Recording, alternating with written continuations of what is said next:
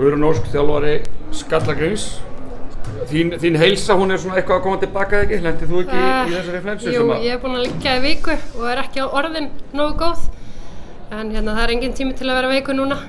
Nei, ekki nánast allt liðið búið að vera liggja? Það bara allt liðið mitt. Við vorum til dæmis 3 ára á æfingu á föstudeginum og það sást í dag.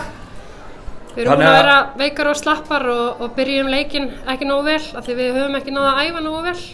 En þetta bara fínt að vera að koma tilbaka og byrja aftur. En hinn fræga Gróa á leitið, þú heyrt talað hana eða ekki? Já, svona.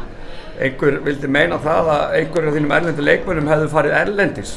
Einn félagi minn sagðist mér að síðan upp á velli, en þetta hann hefur farið mannavillt. Hann hefur farið mannavillt, það þau getið lofað þér. Það hefur enginn verið erlendis og það hefur bara allir verið í flensu og við myndum ekkert leika þann leik.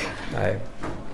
Þannig og semst þessi flensa, var þetta kannski bara byggarþinga eða eitthvað? Nei, ég vil ekki minna það. Við það lentu bara allir í flensunni sem að ganga núna og þannig þetta. Við fögnum rétt svo á laugardagskvöldinu, það voru allir svo þreyttir.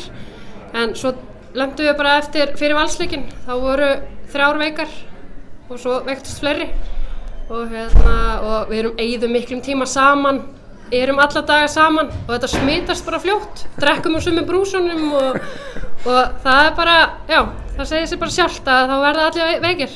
En að þessu leik, þetta hörkuleikur allan tíman, en enda þó í 10 stigum, hvað skilur milli Ég minna Grindavík eru bara góðar, þær börðust allan leikinn, þau tóku mikið fleiri frákostum við og þær eru bara að berjast að halda sér í deildinni og mun ekki gefa neitt eftir.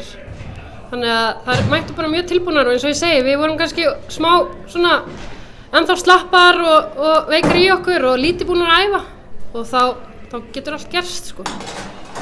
Ok, nú líður að lokum deildakeppni, nokkuð mikið eftir svo sem að síðustu umferðinni, en ykkar svona takmarka sem eftir lifir?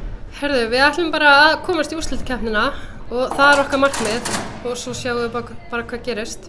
Er það ekki góð lokaorð bara? Það góð lokaorð. Takk fyrir.